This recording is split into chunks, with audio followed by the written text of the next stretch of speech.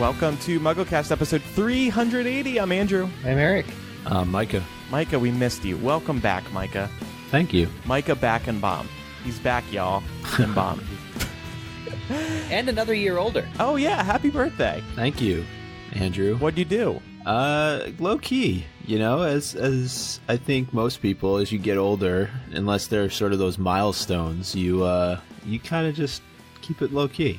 Yeah, that's true. Plus, you were traveling a lot, so you just wanted a night in. Am I right? I'm right. Yeah, you are right. I was in Orlando for 10 days working, and it was a great time. But Orlando, as many of us know, in the summertime in August, is a cool 90 plus degrees, if not more than that, with the humidity. So I'm happy to be back in New York today. It's a little bit cooler here. It's like in the 70s and nice and breezy, so I'm happy to be back.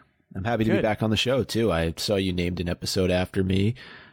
Did you listen to it? I did. I've listened to about probably 30 minutes or so of it. Okay. You're wondering what my voice sounded like when I was younger. Yes. Did we get it right? Yeah, possibly. I'd have to go back and look at some home videos and and see. I was just gonna say, let's dig out some old home videos so we can get the truth. Yeah. Well, that's good. Glad you had a peaceful birthday, and we're glad to have you back. Thanks. And we have somebody new on the show this week, although I think you did make a cameo. Kendra, welcome to the show. Hey, thanks for having me. Yeah, she writes for Hypable. We've been friends for a long time. Kendra put together the Never Sever Us book for me. Remember that? Oh, that old thing. My Secret Santa gift. Yeah, it was like the best gift I've ever received. Oh, thank you. Yeah, and we wanted to have you on because I know your Harry Potter. You write some Harry Potter stuff for Hypable. You know your stuff, and we hadn't had you on for a full episode before, so welcome to the show. How long have you been a Harry Potter fan? I think I started, my grade 3 teacher, I think, started reading the books to us. So I had received Chamber of Secrets as a Christmas gift the year prior, and I didn't read it. And then she started reading them to us in class, and then I was hooked. So you received the second book in the series? Why didn't that person buy you the first book? Well, I'll have to ask Santa Claus that, I guess. But Damn it, Santa, don't you know? His mistake. That's funny. So what is your favorite book and movie? My favorite book, probably Deathly Hallows, just because it ties everything together. But up until Deathly Hallows, it was always Prisoner of Azkaban because of the Marauders and stuff. And the movies, I always really like the even-numbered ones for some reason. So 2, 4, 6, and 8. So Half-Blood Prince, the book we're talking about now, is one of my favorites. Oh, That's good. the Star Trek rule. That's the even-numbered ones are the better ones. I was just thinking maybe you have a thing for even numbers, but No. it's just a coincidence? No, I like them better for some reason. Oh, okay. 2, 4, 6, 8. What do we appreciate? Those Harry Potter books. Anyway, we have a lot to get to today. Since we were off for a couple weeks, we have some Fantastic Beasts news to catch up on. There's one new beast, maybe 2 beasts, if you count a baby version of a niffler as a new beast. And Eddie Redmayne has made some interesting comments. And then, as Kendra said, we're going to get into Half-Blood Prince Chapter 3 today. Finally, we return to Harry's point of view. Yeah. But first, Eric's bolding it. I didn't miss it. I was just previewing what's coming up. Eric, you were at LeakyCon. How did that go? I want to thank everybody for coming out to see us at LeakyCon. It was a really good time, actually. Quite an interesting convention. 95% of the people who were there, it was their first Harry Potter convention. And let me tell you, in these panels that I witnessed, that I was on, viewing discussion, people were really, really excited to participate. It was so fresh and new to everybody. I mean, these are, these Harry Potter fans, they came dressed to the nines in robes and everything, but they had just not done conventions before. And I think maybe it was the fact that this convention was in Texas, in the middle of the largest state besides California. And, all these people had simply, it was easier for them to get here. but I just met a ton of new Harry Potter fans, and the discussions that were had were some of the best that we've ever done. So I think that, really, really turned out. And that reminds me, the panel, one of my favorite ones was the one we did on Sunday called Doctors Granger and Granger DDS about Hermione's parents. We know nothing about Hermione's parents. We don't even know their names for real. Neville's parents we know so much more about, and Hermione is one of the main three. So pretty interesting stuff. But we talked for 55 minutes about with the audience. It's like an open audience discussion on what sort of parents would raise Hermione to be the way she is and all that stuff. And as a matter of fact, we have that recording of that panel listed over on our Patreon. We down in Texas, we love our Harry Potter. So, yeah, we came out to LeakyCon to talk Harry Potter. Good thing you brought this up, though. This reminds me, I need to go to a dentist. Oh, yeah? But anyway. Yeah. I can recommend a local definitely one. Do. Yeah, please. Was Southern Hagrid present for this convention? We saw a lot of big dudes, but I don't know about Southern Hagrid. I didn't go up and talk to him, but... no, it was really, really, truly a blast. The other thing that we want to get to real quickly is that the deadline has now passed to let us know if you have problems with your patron mug. So patrons, if you received your annual yearly gift of ceramic mug, you gotta let me know, eric@staff.mugglenet.com, if there was any problems with it, because we're moving on to international shipping now, hardcore, big time, baby. And on that note... if you happen to live in the UK or Canada and you consider yourself something of an expert on your country's customs policy, please let me know. We're shipping some gifts to our patrons in that country and just looking for some helpful, friendly advice. So shoot me an email as well. Well, we can host a conference here in Chicago and they can come to us and pick up their mugs. Oh, there you go. That sounds easier cool. Yeah, for us, absolutely. at least. Absolutely. We'll buy you pizza for your troubles. Flying we have over that free open bar thing at Joe's on Weed. Oh yeah. Just ask Ryan. That'll if be it's great. Okay. Yeah. Really looking forward to that.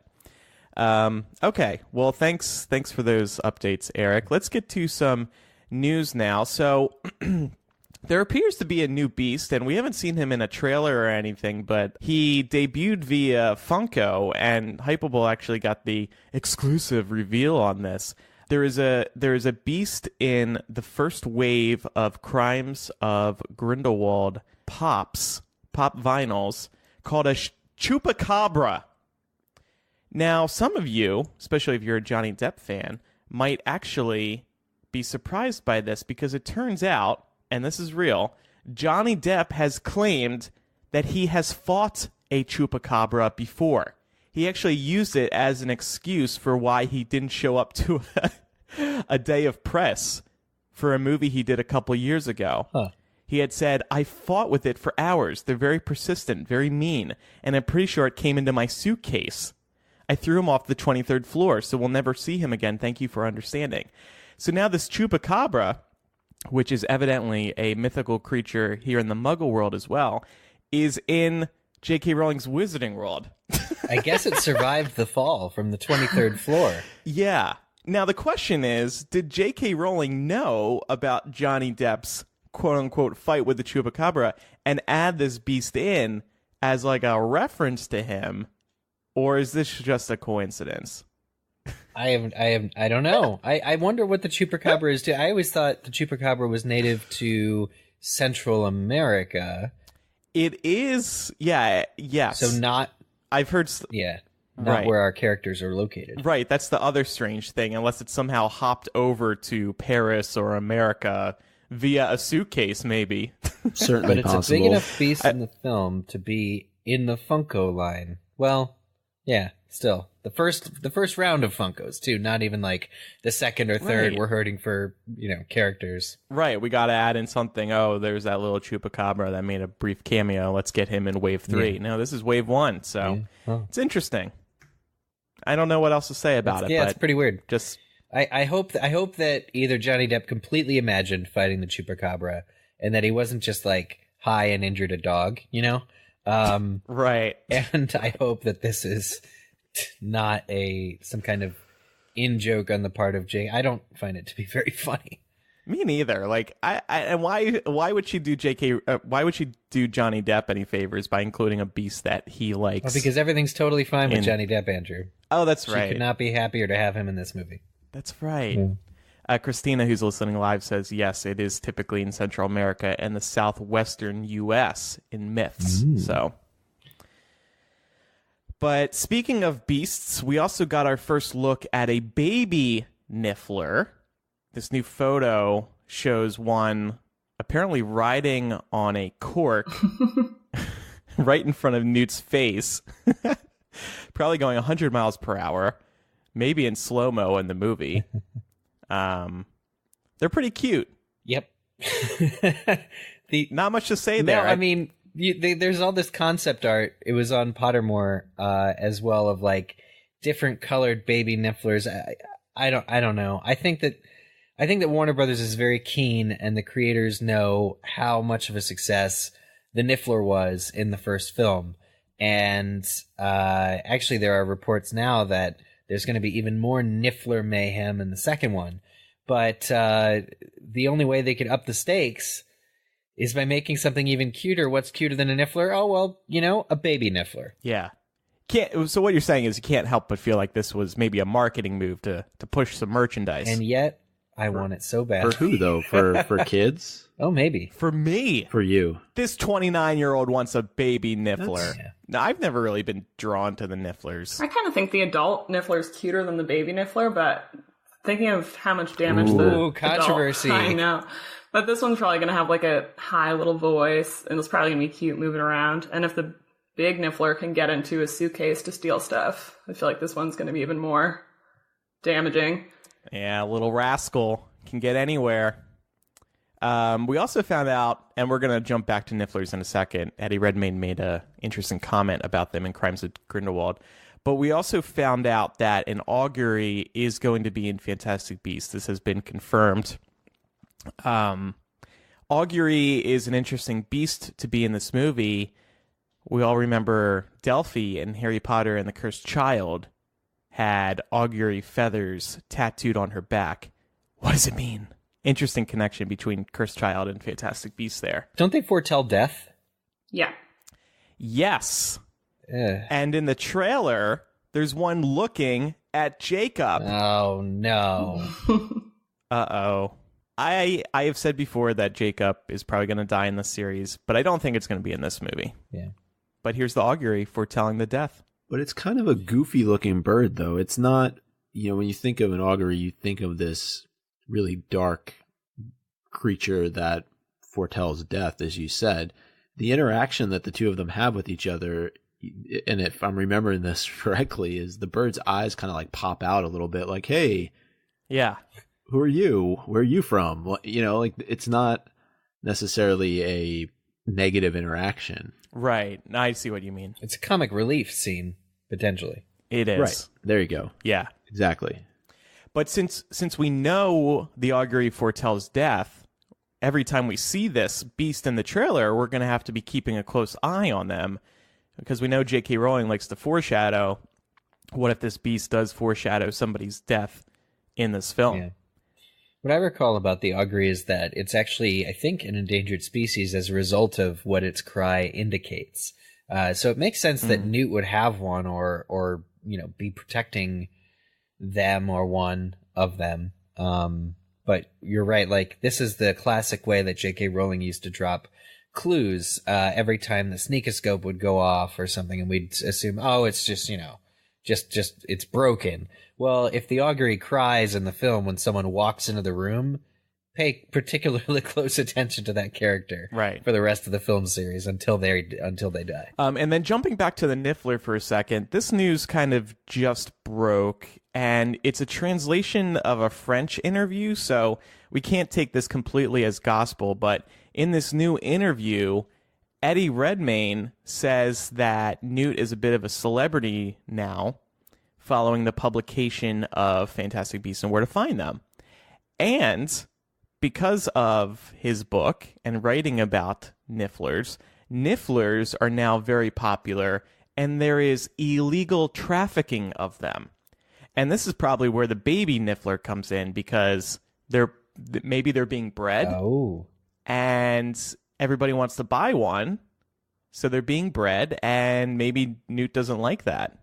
Talk about a get-rich-quick scheme on the part of wizards. Let's just get yourself a niffler, and it will find loose change for you or steal somebody else's. Yeah, right. It's. I don't know. To be honest, I don't really like the nifflers.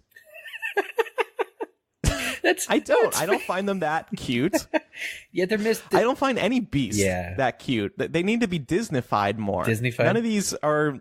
Yeah, like I want cute Disney cute beasts. Yeah. That's fair. I think that's fair. And like I think it's important to show that Newt's book could have like negative effects on like raising them, where like people are going after nifflers now, and I'm like, okay, that makes sense, because I don't know, it's just like the fact that he's a celebrity based on his book, which is, I mean, it's extensively researched, but I like the idea that they would have unintended consequences, because he's, on one hand, he's raising awareness to how special and unique these beasts are, and because a lot of these beasts that he's writing about are near death due to, I don't know, random other trading. He mentioned it in the first movie. And now, hopefully, there's enough awareness that people will stop killing them, but as a negative result, now people are going to start, potentially, like you said, breeding nifflers and picking the ones that they think are the coolest and trying to get one. I can see a niffler being like an equivalent of like a raccoon. They'd be like a pest. It would show up at your house and start stealing all your stuff. Yeah. There goes MuggleCast again, being negative about everything. They don't even like the nifflers. What's wrong with them? I like the nifflers. New 1-star review on iTunes. Kendra, as a longtime Harry Potter fan, did you like Fantastic Beasts? Yeah, I really liked it. Okay. I recommend it to everyone since. Hey, you gotta if see they haven't watched Harry Potter, 8 movies is a lot to be like, watch these, but if I can give them one. Oh, that's interesting. To get them into it. Kind of a gateway into the Wizarding world. Yeah. Yeah. Yeah, I really liked it. That's a good point. And then one other little tidbit in this new French interview with Eddie Redmayne. Apparently, if I'm understanding this correctly, Newt is going to Paris to track Credence. That is the reason why he goes there. And Eddie says that Newt is using his beast tracking skills to find a person, which is interesting. I don't think any of us were expecting Newt to be heading over to Paris specifically for Credence. Same. So that surprised me. Yeah. It's only, in the first film, it's only ever kind of an inkling. Newt kind of sees a wisp of smoke, and I think half the audience members who saw that movie probably missed it as well, based on feedback we've gotten since. There's no indication that Credence is still alive, so perhaps in some kind of prologue or something else. I didn't even know they'd have surveillance photographs. This is the 1920s, for crying out loud. How do people know that how do people know that Credence is in Paris? Who's watching him? Who's following him? And for that to be the reason that the entire crew gets up and goes to Paris is a bit of a stretch on first impression. But we'll see. J.K. Rowling knows what the circus is there, though, isn't it? It is, but there's no... do we see him... Does somebody notice him joining the circus and then figure out that it's going to be in Paris next? Like, who exactly is keeping tabs? Yeah, I think... Well, the circus is there, and Credence is going there for the circus, correct? Based on what we know? He either already joined when they were stateside and then went to Paris, or is going to Paris to join, I think. Mm-hmm. And Newt's going to go there and be what? Like, hey, man, you don't need the circus. We got a role for you. But I do agree with the question that you asked is, how does Newt even know that Credence is alive at this point? Right. He's going to need to find that out some way. And then maybe he has the ability, because of all the time that he spent with the other Obscurus, to know how to track. Maybe Dumbledore will provide him with guidance. That's a good guess. Yeah, I'm still concerned there's too much happening in this. Oh, we should mention this really quick. Hold on, let me pull up the tweet. So they did end up doing a test screening of Fantastic Beasts. What? And over in England. Oh. I mean, this guy could be lying, but I would think he's He actually did go. Hold on, where is it? Uh-oh. Here it is. Went to a test screening of Fantastic Beasts: The Crimes of Grindelwald tonight. A very good opening sequence, but a muddled film that I'm hoping fares better in the final edit. Ooh. Yeah, so I don't know. Take that for what you will, but there seems like there's a lot happening in this movie. Mm-hmm. A lot. And that's not a good thing. Yeah. They can afford to spread it out a little bit. Mm-hmm. Yeah. Mm-hmm. All right. Well, before we get to chapter by chapter, we're talking chapter 3 of Half-Blood Prince. We have a sponsor this week. They are Beachbody On Demand. We've told you about them before. They're an easy-to-use streaming service that gives you instant access to a ton of super effective workouts you can do from the comfort of your living room 24/7. These guys are responsible for the workouts you've heard of: P90X, Insanity, 21-Day Fix, Payoff, 3-week yoga retreat. They're all on here because Beachbody is the place to get a workout. The key to Beachbody On Demand is that it lets you work out where you want, when you want, thanks to their apps. They're compatible with all your smart devices like your tablet, your phone, your computer, your smart TV. Whichever device you have in arm's reach, you can use that to create a gym in your home. And this is why they're so great. We all lead busy lives. Beachbody lets you work out on your own schedule at home so you don't have to go out again. No going to a gym. No finding extra time to get to the gym.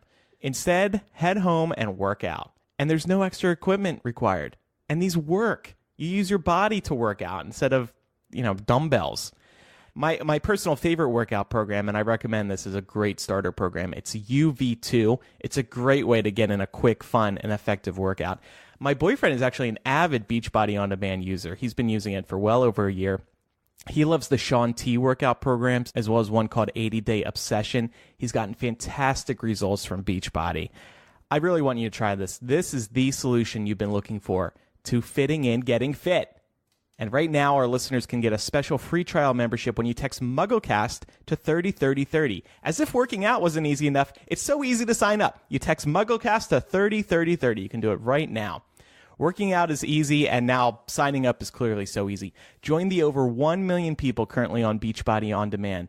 Again, text MuggleCast to 303030. You will get full access to this entire platform for free. All the workouts, all the nutrition info, and support, totally free. This is such a good deal.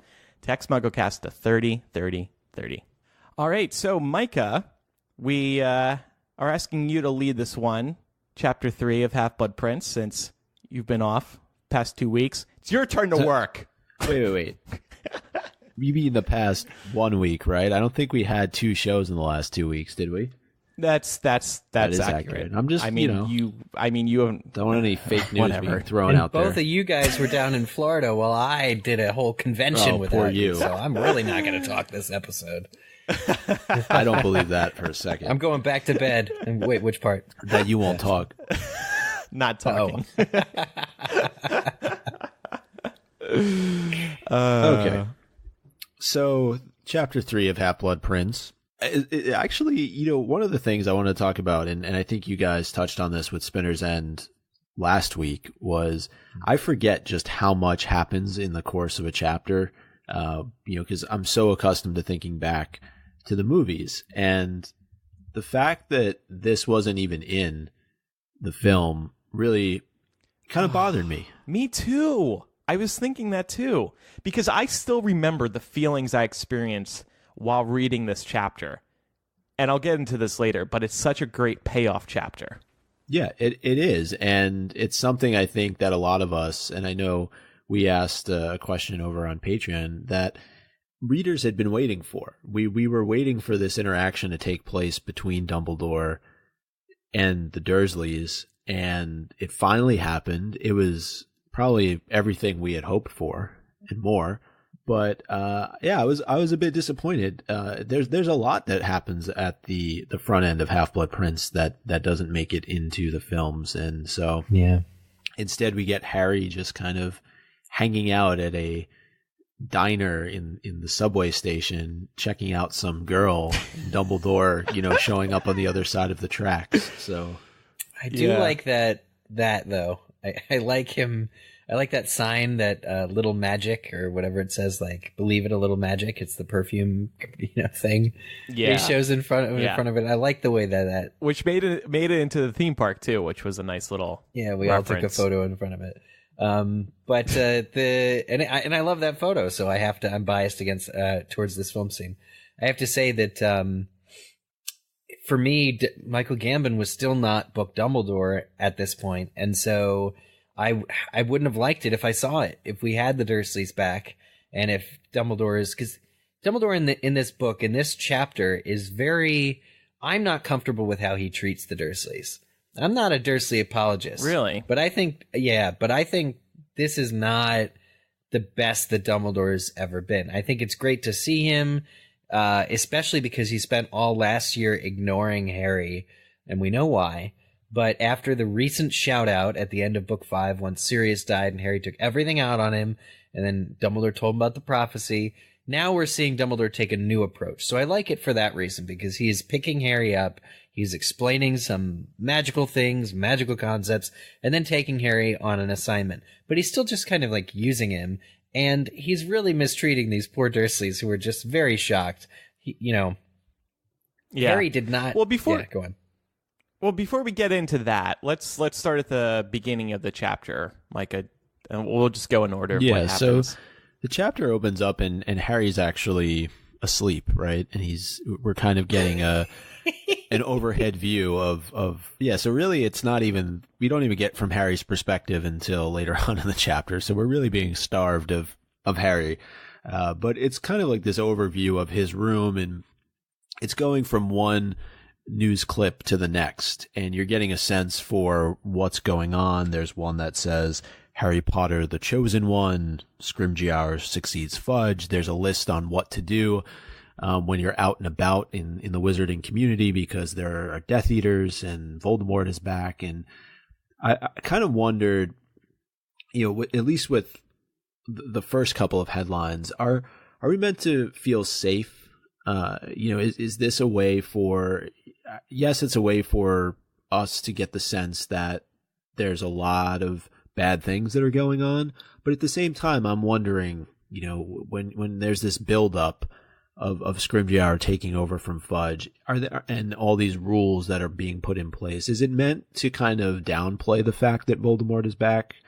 Are you supposed to feel safe as a reader despite everything that's going on? I don't think you're supposed to feel safe as a reader necessarily, but I think it's a stark contrast from Order of the Phoenix. And I don't think it says anywhere that these are Daily Prophet headlines necessarily, but from where for all of Order of the Phoenix, we're just kind of ignoring that Voldemort was back. Now it's like, okay, he's here, but don't worry, like Fudge messed this up. Now Scrimgeour is here. Everything's going to be fine. We have all these things in place. Harry Potter might even be the chosen one. He can save us. So he's back, but it's going to be fine. Mm-hmm. The Ministry is in a really embarrassing position right now because of them ignoring the truth for so long. Yeah. So I think this is all that they can do, is try to assure people that the situation is being handled. Right, and I'm starting to wonder if there isn't like strategic leaks of information, like for instance that Chosen One thing. Probably. Yeah. Even though in that article you have like an Obliviator quoted as saying, "Don't ask me, I can't talk about it," or an unspeakable. Yeah. The whole idea that Harry Potter might save the world, gee, it's convenient that leaked because it gives people hope, right? Right. So, but if you're smart, if I'm a wizard and I'm looking at this, I would not feel comforted by any of these stories in the papers, because the Ministry effed up so badly. How could you trust them now, even with a new minister in place? I think that's something that we deal with as Americans every day. How do you trust or have hope in the government when so much wrong is being done? But it's a struggle, Yeah. One of the bits of information that we get as we go through these different articles is that Dumbledore has been reinstated as the Chief Warlock of the Wizengamot. And there's a question here that says, but why? I would think that it's to endear Dumbledore back to the Ministry, to Scrimgeour, to others that have now probably taking over as Fudge's administration has been pushed out. I actually. So do you see, like, you said Fudge's administration? Do you think there's a group of people that are like intrinsic to who the minister is that are now changing positions? Like, I would think it would be similar to any administration that's in power. I just don't think that Fudge is somebody who operated completely independent of anybody else. Yeah, I never thought of the wizarding government as being like, terms, or having Fudge have his specific deputy, his specific spokesperson, his specific, I always saw it as, because I'm not familiar with British politics, I just saw it as something completely alien and different, that they would replace Fudge, but pretty much everybody else would keep their job. Now that I'm saying that doesn't necessarily make sense, but that's the way I've always kind of thought of it. But regarding Dumbledore, it's, knowing he has very little time left in this world from having finished this book, I wonder what the importance is of him being reinstated to this as chairman of the Supreme Mugwumps, or the what was it, the Wizengamot, Chief Warlock of the Wizengamot. Dumbledore has so many titles. He is Supreme Mugwump. He is Chief Warlock. He's all these things. He's his hand in several cookie jars, but I don't think he's actually going to have time to sit in this office. No. I think it's an apology to Dumbledore. By reinstating him, they're saying, hey, sorry, we screwed up, we'll have you back. Dumbledore, though, still doesn't have a good relationship with the Ministry. Right. We know that Scrimgeour and Dumbledore are still... it's still a tense relationship, because Scrimgeour tries to get Dumbledore to speak fondly of the Ministry to the public, but Dumbledore doesn't want to do that. Yeah. And that's why there's a strife, which is noted in one of these papers. So Dumbledore rightfully, and plus he knows he doesn't have much time left. Yeah. So why should he go and speak positively about the Ministry when he's going to be dead within a year, and who knows how the Ministry is going to be acting beyond that? Because he doesn't know ultimately how this is going to play out. I think there's a lack of trust there still on the part of Dumbledore, not necessarily with somebody like Scrimgeour, but when you think about how much he had to try and do in order to get Fudge to listen to him, there's probably others within the staff of the Ministry that are easily compromised, right? Just look at some of the other headlines that we're reading, some of the other stories that we're coming across, even going back to the first chapter between the two ministers. People are easily compromised, and there's probably a very small circle of people that Dumbledore trusts. So, as you said, why waste his time at a place that has caused him so much angst and strife over the course of the last couple years? It's just funny to see Harry adopt basically Dumbledore's philosophy too. I mean, for the right reasons, but Harry's opposition to the Ministry is based on, well, what have you done for me?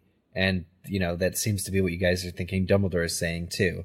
Why should I support or endorse the government when they've made it so much harder for me to do my thing? Is kind of an attitude that both Dumbledore and Harry share. Yeah, absolutely. One of the other mentions that we got in the early part of this chapter, as you're going through and reading some of these headlines, was that of the Inferi. Ooh. And I'm not sure if it's the first time in the series that we hear about them, but just given what happens later on in this book, it's one of those, as you were saying earlier, when we were talking about the augury and Jacob, it's J.K. Rowling's way of kind of dropping subtle hints of what's to come later on. Yeah, and it was published in the paper, right? So obviously wizards know what that is, but to us it's like, wait, what? Yeah, it's in the Protecting Your Home and Family Against Dark Forces little snippet. Would any of those work? Would those steps work? I think they're pretty good, right? For mass consumption. Actually, yeah, what cracked me up was the security question. Come up with a security question for your friends and family so you can identify that it's truly them and not somebody under Polyjuice Potion. Well, we see the Order use that. Yeah. I was trying to think what our security questions would be for each other. At least up here in Canada, I think they kind of have that. They tell kids to do that. Like if your parent can't pick you up from school and they're sending someone else, they're like, give them a security question so they know it's not a random stranger trying to pick them up. That's really smart. Like that probably saves lives. Yeah. Yeah. So, Micah, I'm not sure if this is truly you. Tell me, what's the MuggleCast Gmail password? oh yeah, there you go. I don't know, Andrew. It's way too complicated. You're fake. All right. So finally, Harry wakes up. It's been a couple pages, right? And one of the things that we see in addition to all these articles is a letter that was written by Dumbledore to Harry.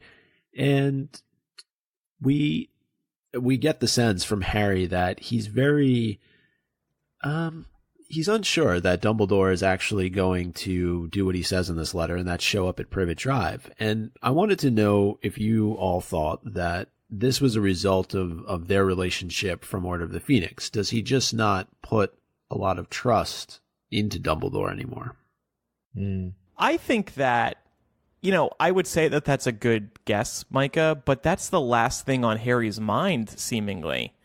I'm just going to read a part of this excerpt. It says, it just seemed too good to be true that he was going to be rescued from the Dursleys after a mere fortnight of their company. So first of all, he just can't believe that he has to be at the Dursleys for such a short amount of time. But then it goes on, he could not shrug off the feeling that something was going to go wrong. His reply to Dumbledore's letter might have gone astray. Dumbledore could be prevented from collecting them. The letter might turn out to not be from Dumbledore at all, but a trick or joke or trap. So I agree with you, yet this is not on Harry's mind. So why is he not thinking that? That Dumbledore might just be misleading him again. It's unrealistic that he should think that Dumbledore couldn't make it safely to Privet Drive. He's Dumbledore, for crying out loud. Right. All of this seems like a weird cop-out, and it's very weird that Harry would not tell the Dursleys. According to this chapter, we're just supposed to believe it slipped his mind, but my argument is going to be Harry not telling the Dursleys further worsens the relationship that the Dursleys have with Dumbledore. And I know it doesn't really amount to much, but it is something to consider. Like, Harry caused this problem by not, telling them. And if Dumbledore's coming at 11 o'clock at night, and I would be irate too, The late hour, I agree with you on, but Harry doesn't owe them anything. So it's kind of fun to make Dumbledore give Dumbledore a surprise appearance. I was so mad at Harry the whole chapter. I was like, Harry, pack your stuff. You're going to keep Dumbledore waiting when he gets here. Like, tell your guardians that this crazy-looking guy is going to show up in a few minutes. Grow up. What are the Dursleys even doing up at 11 p.m.? That seems late for a very Muggle ordinary serious family. They're not very fun. They don't go out partying. They seem like a type of family that'll be in bed by 9. Petunia's got her very last-minute wipe down of the kitchen surfaces. Very important. Very, very crucial. Yes. Yes. Harry does need to grow up, and fast. It's ridiculous that he's in bed, meanwhile, at 7, or leaning against a window with a misty fug coming from his... I don't know. It's funny. What are you going to do? I disagree with you guys. But that's okay. But what do you think the reaction would have been, though, if he told them Dumbledore is going to be here at 11 o'clock at night? No. Well, I don't think... Tell him to come later. Later? Don't come at all. Probably anxious, apprehension, nervousness, but at least then they'd be ready to receive a guest. I think, the Dursleys, we all know the Dursleys stink, right? And people really relish his mistreatment of the Dursleys for that reason in this chapter. Everybody's like, look, they're finally getting their own. But this is caused by Harry. I think they would have been a little bit better, at least certainly prepared to observe the niceties, because we've seen them do it before. I mean, the Dursleys, when they were hosting the Masons, there was a bunt cake or something. It was a Jello cake. They've done it before. They've hosted. They're capable of welcoming people their homes. But they wouldn't have welcomed a wizard into their house. They wouldn't have prepared a bunt cake. They wouldn't have done anything. Yeah, they'd be dreading it. I think they probably would have left. I think they probably would have left the house, which I think is interesting that Dumbledore didn't tell Harry not to tell them, because he obviously had something to say to them. And I think had they known Dumbledore was coming, they couldn't have gotten far enough away. Yeah. Interesting. Yeah. That's a good point. Yeah. So then Dumbledore does show up, and I found this line very interesting. Vernon doesn't say anything, but he is, quote, temporarily robbed of breath when Dumbledore enters. He's intimidated, right? And I found this interesting because just like Voldemort is challenged by Dumbledore, he knows that he is his equal, or perhaps greater than him. Vernon, too, realizes that he can't yell at this guy, that Dumbledore's got the leg up on him. Yeah. And it's almost and Vernon and Voldemort both hate Harry. Therefore, Vernon and Voldemort are the same person. Oh my god. Scared of Dumbledore, hating Harry. Crackpot theory. Wow. There you go. There's actually a comparison, though, between Dumbledore and Vernon's mustaches. Wait, Voldemort's mustache? No. I said Vernon and Dumbledore's. Oh. So I don't know if we want to try and connect the two of them together now, too. Yeah, they're I pretty think much that's the same disgusting. person. That's wrong. Vernon is evil and mean. It is true. So is Dumbledore, though. Yep. No. Pig for slaughter. No. Or are we not there yet? No. Maybe not eventually. Not there All yet. right. So what happens in this encounter, Micah? Oh, it's wonderful. It's everything we could have wanted and more. Great 11 p.m. encounter. Surprise encounter. Yeah. And I think it's much as we would have expected, right? We have a stunned Dursley family, a very witty and cordial Dumbledore, although very fierce at times too, in terms of how he interacts with them.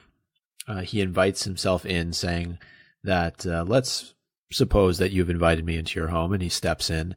And, it's just, I don't know. I feel like this is something that we, as readers, were waiting for. We were waiting for Dumbledore and the Dursleys to sort of come face to face with each other after all this time, after the way they've treated Harry for all these years. I'm not sure the payoff is what we wanted it to be, though. I mean, what was the expectation, though?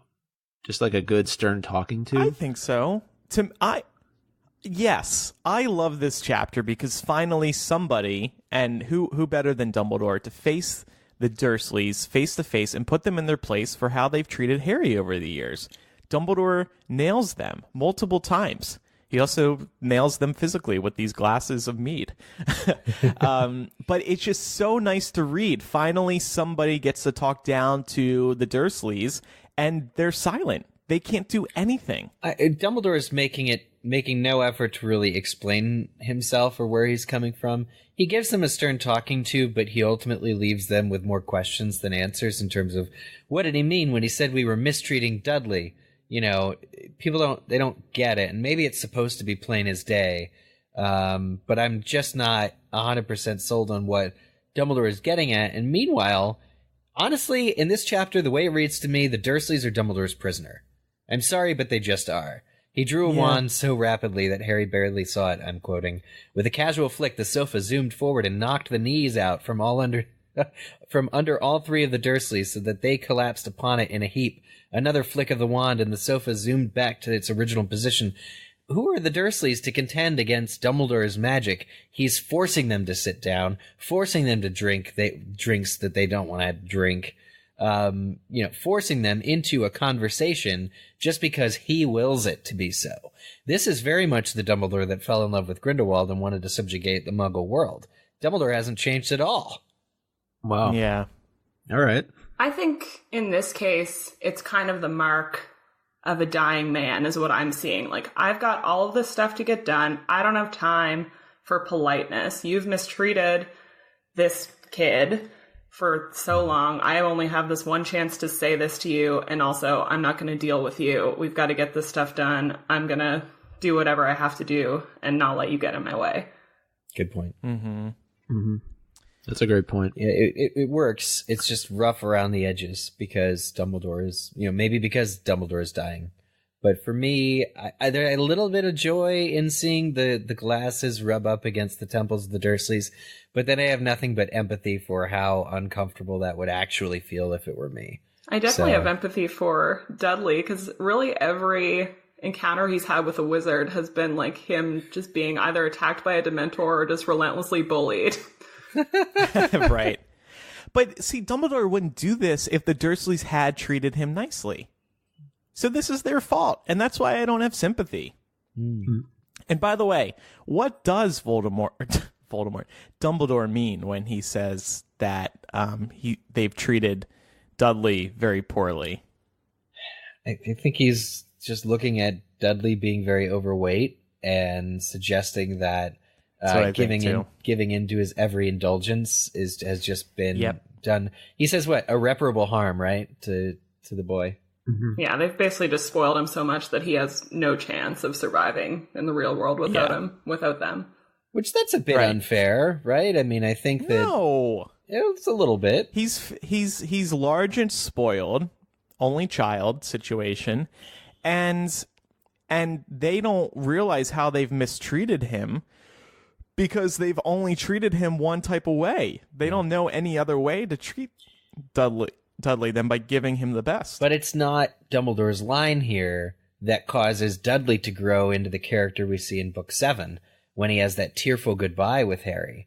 You know, when he comes to his own and realizes, like, Dudley is, you know, far be it for the Dursleys to have a say in this, but Dudley is growing into his own person and a man, and it's not because of Dumbledore saying this one throwaway line.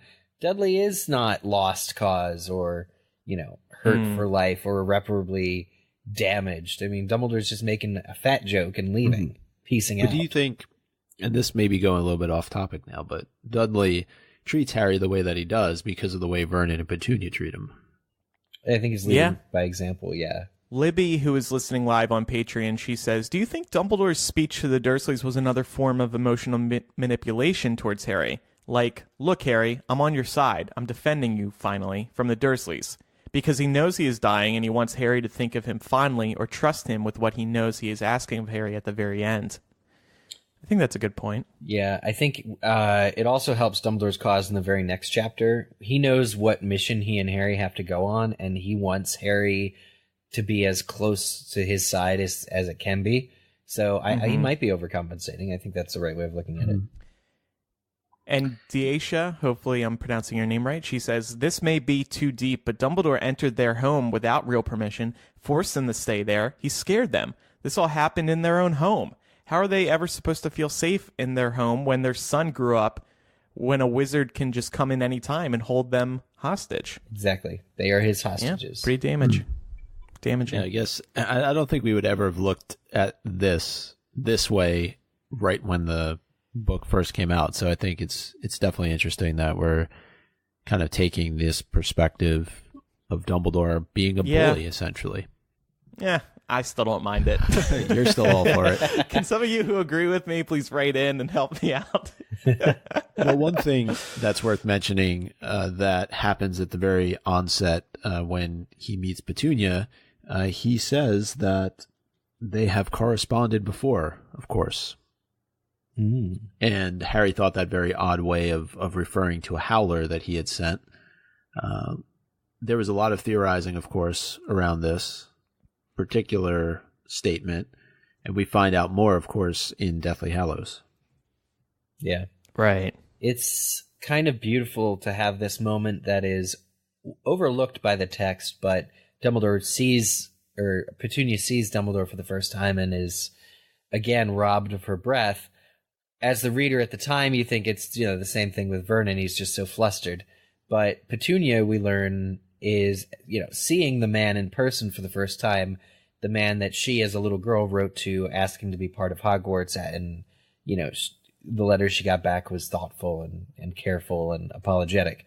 She's seeing Dumbledore for the first time, this man that, you know, has played such an important role in her sister's life and death, and, you know, he's the main man. It's Albus Dumbledore. It would be as if Santa Claus walked in the door. Honestly, this man you wrote to as a kid is now made flesh. going with Santa Claus. But he could have just completely revealed everything about their correspondence in that moment, but he doesn't. You know, given everything else that's going on right now between him and the Dursleys, why not just let her secret out? What? Because that would be highly embarrassing for her, wouldn't it? It would cause a lot of marital strife between her and Vernon. Yeah. I think he might have pulled it out had the Dursleys been resistant to Harry coming back the next year. He might have tried to use that as one last bit of leverage, but I just don't think he needed to put her in that position in this case. One other thing that gets mentioned that literally gets pushed aside by Dumbledore is Harry's mention of his hand. And I wanted to talk a little bit about that because Snape makes a similar comment in Spinner's End about how Dumbledore is not as quick as he used to be. He's getting old. And now we can sort of start putting the pieces together a little bit. Yeah. I didn't really take Snape's comment, though, in the same... Oh, do you think he's specifically mentioning what's going on with trying to destroy the Horcrux? Is that what Snape was alluding to? Or is he just... I kind of took Snape's comment as just, brushing off Dumbledore as like, he's an old dude. What Snape says is he recently sustained an injury. And in this chapter, we see what that injury is. Dumbledore's hand is like blackened and like flaying off. Yeah. But it's unfortunately, it's this book's least funny recurring joke, I guess, that Harry asks Dumbledore what's up with his arm, and Dumbledore says, later, Harry. And he does this the entire book, and Dumbledore never tells Harry what's up with his arm. Unless I'm mistaken, he always says, it's a fascinating story, I will tell you much later, and he never gets around to it because he dies. This is the first time that occurs, and it will not be the last in this book. Thanks, Dumbledore. Thanks, Dumbledore. Always so helpful. Yeah. All right, well, then we get to the real comic relief of the chapter, in my opinion. Well, because now we're getting to Creature being brought in, and I completely forgot about this. And what better way to put the Dursleys in their place? After, Eric, you had mentioned Petunia, she was washing down the kitchen, she was getting everything all organized for the next day, and in pops this filthy, disgusting, ragged house elf all over her floor. It completely upsets the image of what she would see as her living room and sort of this perfect home. And this is where I see Dumbledore being a bit sinister, because he doesn't even need to do this really within the Dursleys' home. Right. He's doing it to add another level of fear to them, and he's doing it to really contrast what the Dursleys would see as being, their perfect home and the way that they've lived their lives for however long that they've been at Privet Drive. So it's obviously an important moment because we learn that Harry has inherited Grimmauld Place and Creature along with it, and it's just I don't know. What did you guys think of it? This is the one part where I agree with you that Dumbledore might be bullying them and holding them hostage. This situation, this investigation did not have to occur in the Dursleys' home. Yeah. This could have easily occurred somewhere else. Happened on the street. Put the Dursleys in their place. Right, exactly. Yeah. Or over at Slughorn's place. Like, this just did not have to happen here. Put the Dursleys in their place, in their home. I'm cool with that. But bringing Creature in and figuring out that whole situation, that didn't have to happen. I kind of disagree, because there is, it's a pretty sensitive matter, the ownership of 12 Grimmauld Place and who gets the stuff that Harry's inherited. And there is definitely a level of security that exists at the Dursley home that doesn't exist in other homes in the wizarding world. Maybe the problem of being overheard is, he's doing it there because it has to be done there. Because they have the least, it's least likely that they'll be overheard about this whole will stuff and the Fidelius charm and the Grimmauld Place. That's a good point, I think. Yeah. Well, let's talk about that magic. This has always been a very interesting discussion, I think. Dumbledore, one of the reasons he's here is because he says Harry needs to return to the house one more time so he can have the magic that Dumbledore evoked on the house last for its intended course. What is this magic that he evoked on the house when Harry first moved in? And why does it only last until he becomes of age? Well, it's not on the house. I don't think it's on Harry himself. So I believe there's like 3 parts of the charm. The first part would be your family member sacrificing themselves for you. And then there is like an actual spell that needs to be said on to the person, being Harry. And then the third part of the charm would be, I think this is in Order of the Phoenix. The third part would be the family member of the person who made the sacrifice accepting you into their home. So the charm's on Harry because of his mom's sacrifice, but it exists on the home because of Petunia accepting him into it. So I'm not sure, and I think it would end when he comes of age, because that would be when you don't need like your parents' protection anymore. But what I'm not clear on is what would happen if someone sacrificed themselves for like an 18-year-old. Then like isn't just not possible. I've always found it problematic that Lily is apparently the first person to like jump in front of their child during a time of war. I think that's ridiculous and completely impossible. But as far as this charm goes, it is the blood connection between that Petunia shares with Harry. They share the same blood that enables this protection. Dumbledore somehow, I guess without meeting with Petunia specifically to do it, was able to invoke this magical protection over the home that of where Petunia resides. But I think it is like some form of blood magic. I think it's said as much that, you know, the magical blood, and this is Voldemort's all about Harry's blood, like, you know, is really at root what's causing Harry to be safe. But I think the coming of age thing is exactly what you said. Like, the protection that Lily conveyed to Harry is based on the fact that he was an innocent child and unable to defend himself. So in JKR's mind, that goes away when someone is, you know, an adult. Okay. I thought it was interesting though too when they brought up the fact that don't you come of age when you're 18 years old, as opposed to what they're saying when he's 17. And that it would have been funny if Dumbledore was like, "Oh, what? You want him for an extra year?" But it's also funny. I'm looking at this line right now. Uncle Vernon muttered, "Preposterous," when Dumbledore said they'd come of age at 17. As if a year makes like a huge difference. Like Uncle Vernon is so offended by becoming an adult a year earlier. He must think it's so preposterous because Dudley clearly is not an adult yet. Yeah, maybe. Gosh.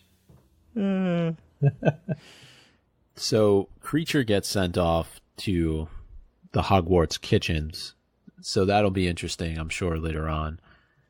But what I thought would have also been pretty funny, what if Harry said he had to stay with the Dursleys?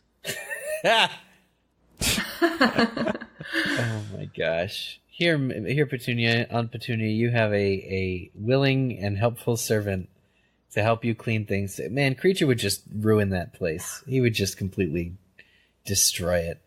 Yeah. Yeah, I mean, that would be very mean of Dumbledore. Then again, if Petunia was allowed to control Creature, maybe she would actually come to like him. Hey, he can do all my cleaning now. It's just the talk back would be infuriating. Well, you could also tell him to shut up. Oh, yeah, that's true. As his master. But no, the Dursleys would probably not like that overall. Yeah. Or maybe be a good substitute for while Harry's gone. I feel it. You know, keep something magical in the house. I feel a little bit because they miss. I feel Harry. a little bit sad for Creature having to choke on his own words. You know, a little bit. Yeah, that's house elf life. Though. That is house elf life. I'm just feeling bad for the Dursleys, for Creature. I'm in a weird emotional spot with this chapter. You know, I'm like, very conflicted. Yeah. But so that gets resolved, right? And we're also we're able to learn the fact that Grimmauld Place there is some question as to how secure it actually is and who now may potentially be able to access it. And I think this is all despite the allegiance of Kreacher being to Harry now. You can tell that Dumbledore was a bit concerned that Bellatrix or others would be able to find the headquarters for the Order of the Phoenix, utilize Kreacher even further beyond what she did in Order of the Phoenix. So it seems like Dumbledore is going around and he's tying up quite a bit of loose ends. Yeah, no, absolutely. I think the Order of the Phoenix still needs a headquarters, but I know they've sort of made temporarily somewhere else their headquarters.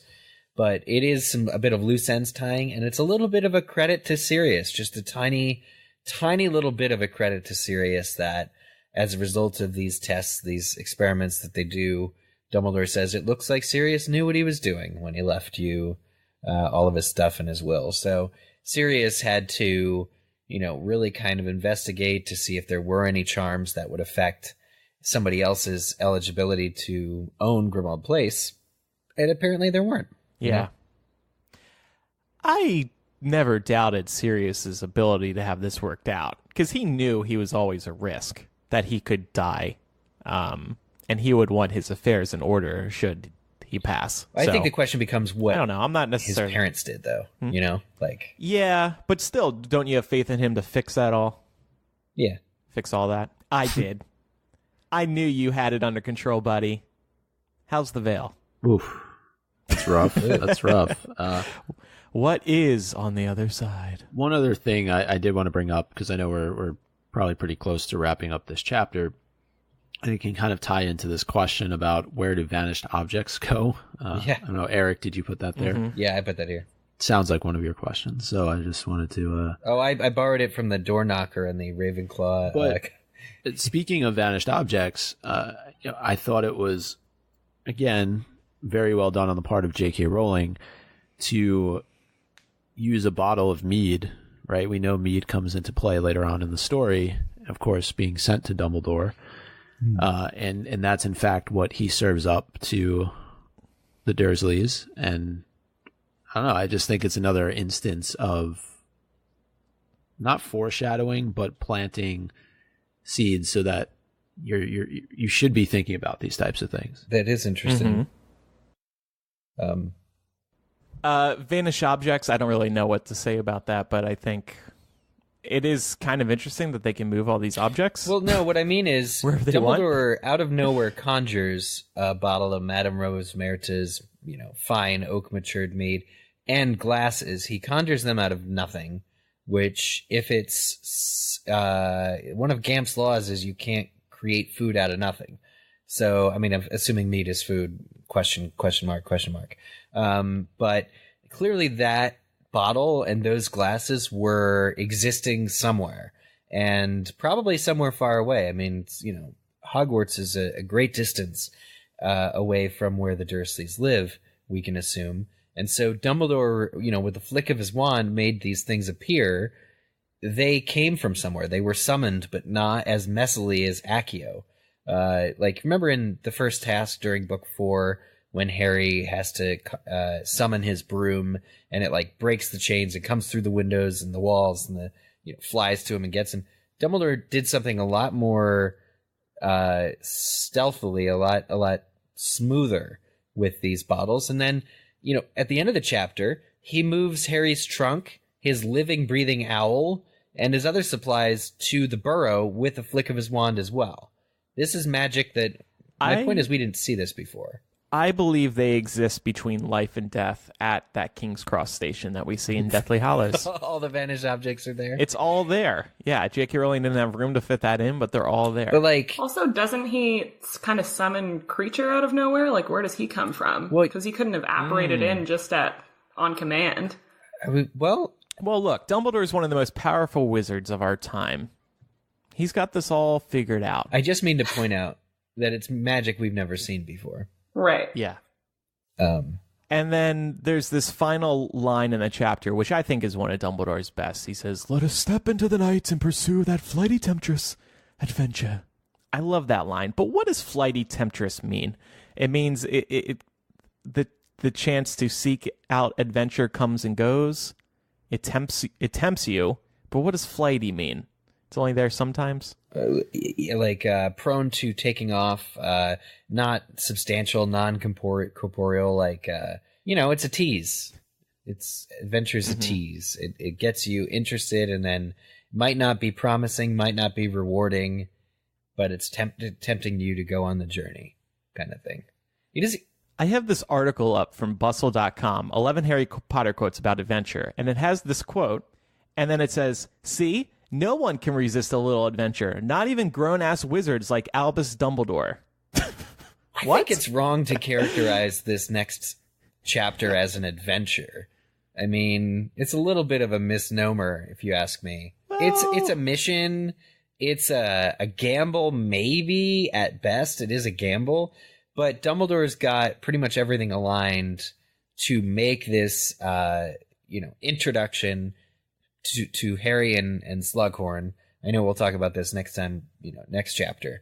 But I don't think it's right to say it's an adventure. The cave thing is an adventure. But this is Dumbledore and Harry going out for the first time together. Maybe he's excited about that. Just he's going on a mission with Harry outside of Hogwarts. It's kind of cool. And maybe it's just sort of J.K. Rowling's invitation into this book. Yeah. It reminds me of Grindelwald's line, "Shall we die just a little?" Die just a little, yeah.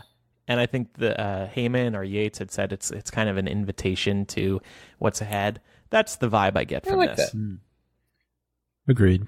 And I think in a way these first couple of chapters are very similar to each other, right? You're just kind of having these people coming together, talking. There's not a whole lot of action taking place. It's all just characters in these different home settings, maybe with the exception of the first chapter, but still, and laying the groundwork for what's to come in the rest of the book. One could argue that is the minister's home. He's spending so much time there with all the trouble that's going on. True. Never gets to leave. Poor guy. All right, we have a question that we asked our patrons that we'll get to in a second. And then we're going to name the MVP of the week, and we're going to rename the chapter, as we've been doing with chapter by chapter, Half-Blood Prince so far. But first, we have another advertiser. They are ZipRecruiter. Hiring is challenging. I know this. It can be a struggle to find the right person to hire at Hypable. But there's one place you can go where hiring is simple, fast, and smart. A place where growing businesses connect to qualified candidates. That place is ZipRecruiter.com/MuggleCast. With ZipRecruiter, you can post your job to over 100 of the web's leading job boards with just one click. But they don't stop there. ZipRecruiter puts its smart matching technology to work, actively notifying qualified candidates about your job within minutes of posting, so you receive the best possible matches. That's why ZipRecruiter is different, because unlike other hiring sites, ZipRecruiter doesn't depend on the right candidates finding you. It will find them for you. It's so easy, and it's so effective. In fact, it's so effective that 80% of employers who post on ZipRecruiter get a quality candidate through the site within the first day. This is super quick, and you get the right people. It's just amazing. With results like that, it's no wonder that ZipRecruiter is the highest-rated hiring site in America. And right now, our listeners can try ZipRecruiter for free at this exclusive web address, ZipRecruiter.com/MuggleCast. That's ZipRecruiter.com/MuggleCast. If you're looking to hire, this is the place to do it. ZipRecruiter is the smartest way to hire. Cool. Well, as Andrew mentioned, we did ask a question over on Patreon about Chapter 3 of Half-Blood Prince. We wanted to know what was the biggest takeaway from Dumbledore's conversation with the Dursleys, and got a number of answers here. The first from Rebecca Rowley, who says, "The part that lingered with me the most was towards the end of the chapter when Dumbledore practically scolded the Dursleys in his most calm Dumbledore way for not treating Harry like a son and instead keeping him miserable while he called their house his home. The line insinuating they had damaged Dudley with all their pampering and spoiling of him was so gratifying to me. Even though he had a terrible childhood, Harry still turned out to be a much more well-rounded person than Dudley, and I smile every time I read that bit where it's thrown in the Dursleys' face." Ashley Wilson said, this chapter always made me happy because I felt like Harry finally had some satisfaction seeing the Dursleys be called out by Dumbledore for being horrible to him since taking him in. Also, it was awesome to hear Dumbledore explain the importance of Harry calling Privet Drive home, where his mother's blood lives. Another anti-magic Dursley wall broken down and perhaps allowing them a glimpse into the very real danger Harry and the Wizarding World / Muggle world at large is in. All in all, love the juxtaposition of Dumbledore being in the Dursley world, schooling them on manners. I think a lot of people agreeing with me here. Yeah, I agree. You found some kindred friends here. A darker take, though, comes from Owen Mims.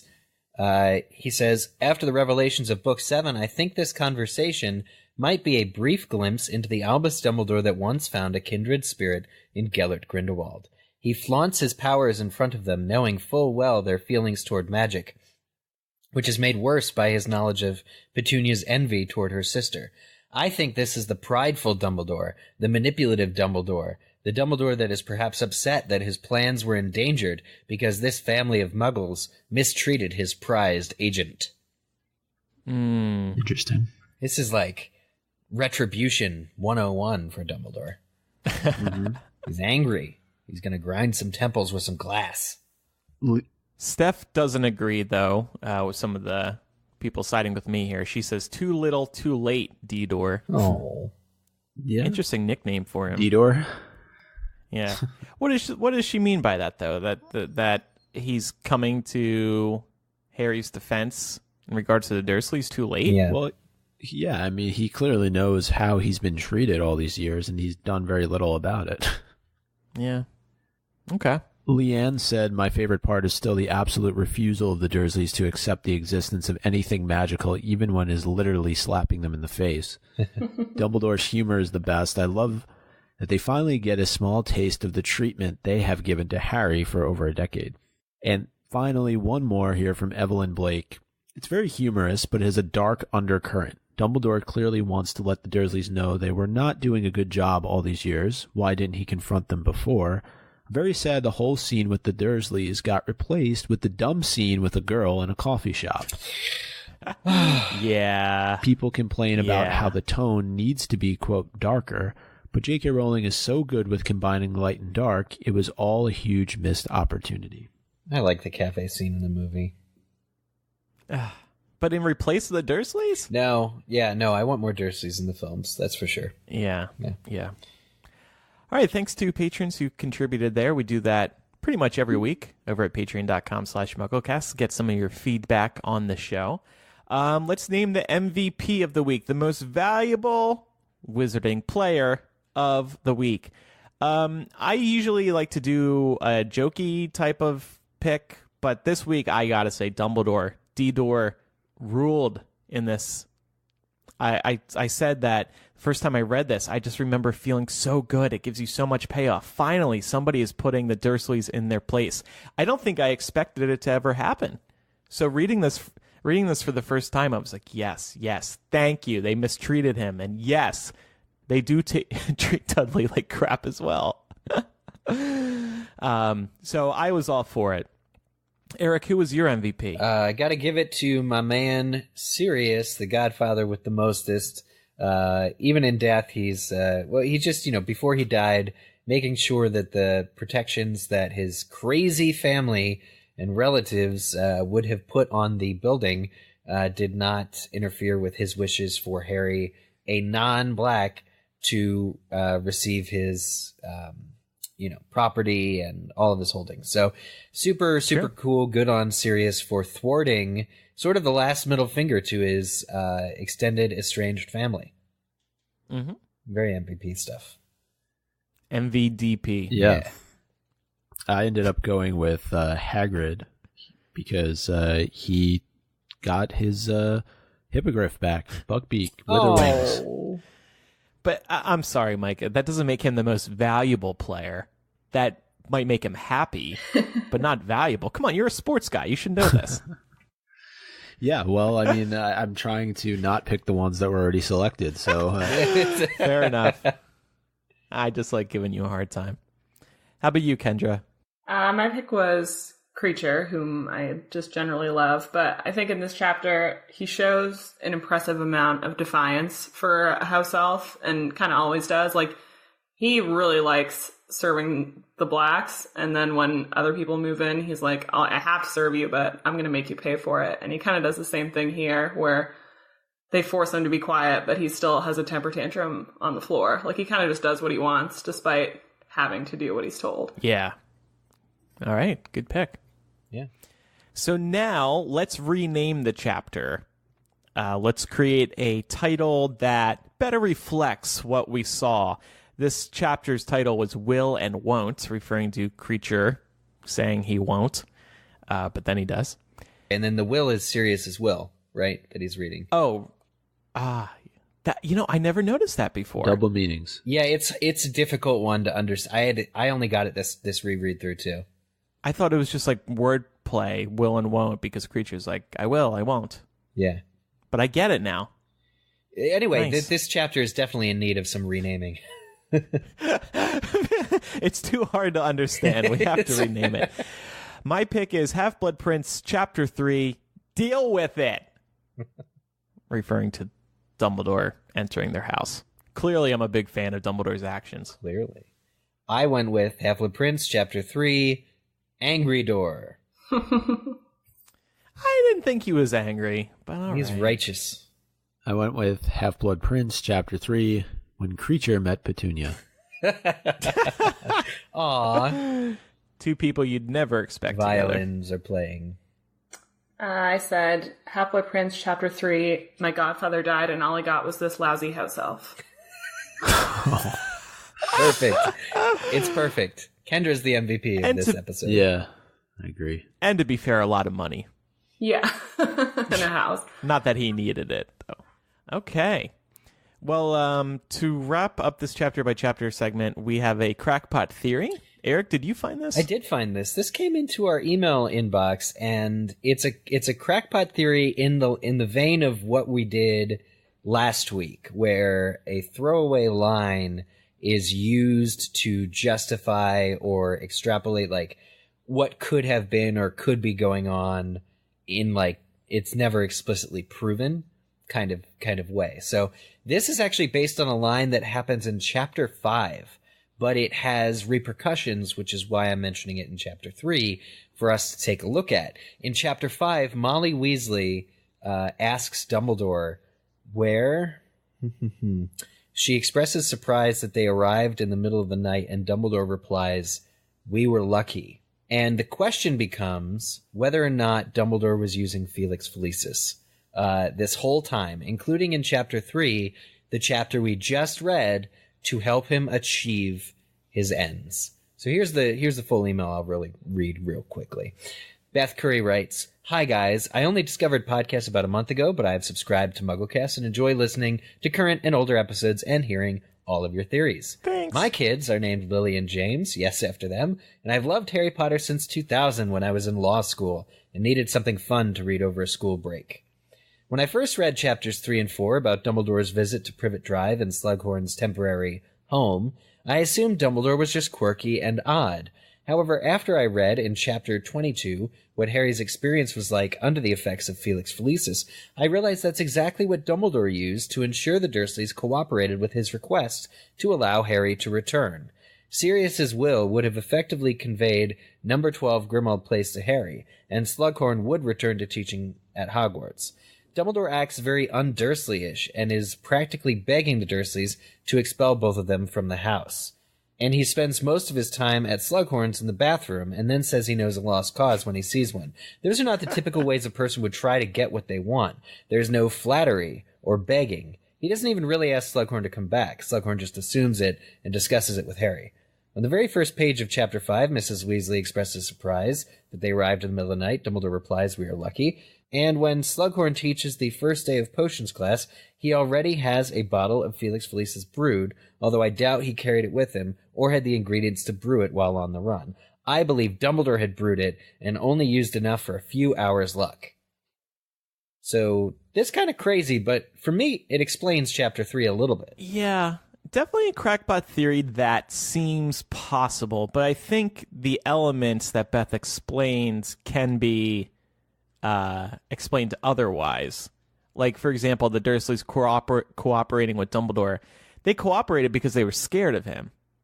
They knew he had the upper hand. They could do whatever he wanted to But maybe that's... And they've let him come back every year. So this is a sure thing. I think that, but maybe the Felix is what told Dumbledore to be so aggressive. Because this is not like normal Dumbledore, right? Like we just talked about how he's a little bit more aggressive. And between this chapter and the next one where he frankly just disappears to go to the bathroom or whatever, like it's a very strategic exit. And I think we all know it's a strategic exit. So the question becomes, is there evidence to suggest he was under Polyjuice or under Felix? Both in this chapter and the next one. Maybe Dumbledore is more aggressive because he just, the clock is ticking. He doesn't have much time to screw around anymore. Like, I need to get stuff done and quickly. I don't have time for this nonsense anymore. Look, you're going to help, and that's that. Yeah. You're going to do this for me. Yeah. And then in terms of Slughorn eventually coming around to becoming, to joining Hogwarts, I think Slughorn... And we've probably discussed this before. Slughorn just he wants to feel he wants purpose again.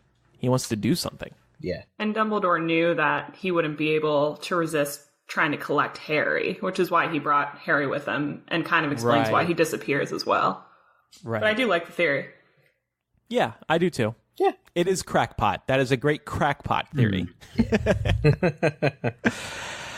All right, so if you have any questions or comments about Half-Blood Prince Chapter 4, send them in, MuggleCast@gmail.com. We also have a contact form on the website. You can also call our voicemail line with the question. We might play it on the air, 1-920-3-MUGGLE. That's 1-920-368-4453. We'll also try to do another Patreon question at patreon.com/MuggleCast. I'm enjoying this so far. It's fun revisiting this book. Yeah, it's a good book. It's only going to get better, so that's even cooler. Yeah, and I'm realizing maybe this is one of my favorite books because I've enjoyed the 3 chapters thus far and analyzing them. Mm-hmm. Glad to hear it. Time for some Quizzitch. Last week's question was, what piece of Muggle technology did Harry fix that he relies on in Chapter 3? The answer is an alarm clock. I guess Harry took a page out of Arthur Weasley's book and has taken to repairing Muggle electronic components. Don't know how he did it without using magic, but maybe he's just gifted.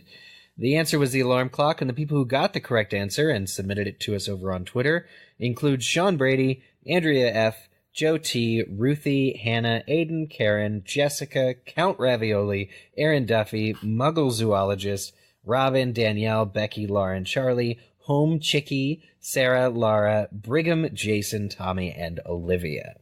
Congratulations to all the winners who got that question right. This is a game we play over on Twitter, and during the chapter-by-chapter episodes, we are basing each question off the upcoming chapter, the one we have not read yet. So, next week's question is based on Chapter 4 of Half-Blood Prince. Question is, who gave Ambrosius Flume his first job thanks to Slughorn? Slughorn's only too happy to boast about this, so pretty easy to find. Completely forgot about this character, Ambrosius Flume. You know what bothers me is, were you at it was a Harry Potter trivia night in Chicago where they did faces from the movies and asked us to name the characters. And they took a still shot of the back of Honeydukes, like it's a random background, like 2-second shot of Honeydukes. And the answer was supposed to be that the guy in it was Ambrosius Flume. He's never mentioned by name in the movie, so I call BS. They took I hate when they do that. Yeah, they took an extra and said that was Ambrosius Flume, the proprietor of Honeydukes. Right. Ugh, so annoying. And part of the problem with that is these quiz masters tend to actually not know Harry Potter, which can be really frustrating. Like, they'll mispronounce names, or like if you try to challenge them, they won't have an answer to something. Like, they're just kind of doing their job, which is hosting a trivia night. But everybody there is a huge Harry Potter fan, so it's kind of like an awkward situation. I will never forgive and I will never forget. But Ambrosius Flume is apparently, an extra in the background of Funny Dukes, so there we go. Allegedly, sure, man, Yeah, whatever you sure, say. man. But nobody's going to know that. Yeah. But people will know who gave him his first job. So send us your Quizzitch replies via Twitter. Twitter at us at MuggleCast. There you go. So next week, we will do Chapter 4 of Half-Blood Prince, pending any major breaking news that happens. But also, I want to have my boyfriend on the show because he visited the Wizarding World of Harry Potter for the first time a few days ago with me. And I thought it'd be interesting to talk about first time going into the Wizarding World with so much to do. Like, we've always spoken about it from the perspective of, oh, Hogsmeade is open. Okay. And then, oh, Diagon Alley's open. Okay. But what's it like going into it, experiencing this entire huge Wizarding World for the first time? And he's a huge Harry Potter fan. And also, he's the only person playing Hogwarts Mystery, as far as I can tell. And he's like addicted to it. So we'll talk about that as well. We'll finally get a good review of that game on the show. We just did the whole episode should just be interviewing your boyfriend about. Yeah. I mean, it's all good stuff. First time and only time. Yeah, I thought it'd be interesting. Okay. Kendra, thanks for joining us today. It was nice having you on. Yeah, thanks for having me. It was super fun. Yeah, it was good. And you write some Harry Potter stuff over on Hypable, some good reads over there. So thanks for your help there as well. So a couple plugs to wrap up the show here. Our website, MuggleCast.com, gives you everything you need to stay up to date on this podcast. Don't forget to follow and like us on Facebook.com/MuggleCast and Twitter.com/MuggleCast. And also, we would love your support at Patreon.com/MuggleCast. You will get lots of bonus content. You can listen to us record the show on Saturday or Sunday of every week, so you kind of get early access to each episode, and you can chime in as we're recording. So you can kind of, you can be a part of the show. We also give you early access to show notes. We have our exclusive Facebook group, which is a lot of fun. We do the physical gift every year, #mugs, and the bonus MuggleCast segments. We just got that new one up, Eric's panel at LeakyCon about the Grangers, the Granger parents. So I think that's that. Thanks, everybody, for listening. I'm Andrew. I'm Eric. I'm Micah. I'm Kendra. See everybody next time. Goodbye. Bye.